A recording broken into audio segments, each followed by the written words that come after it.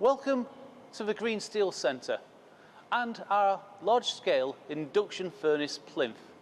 We have two induction furnaces here on this plinth. The smaller one is a 400 kilogram induction furnace.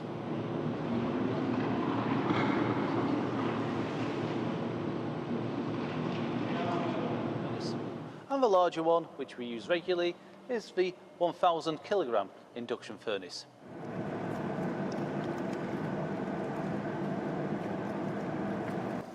Both can be used for melting ferrous and non-ferrous materials. Ideally, these furnaces are often used for assay melting to determine the metallic yield of different materials which we put into them. However, they also can be used for specialist melting and new grade determination.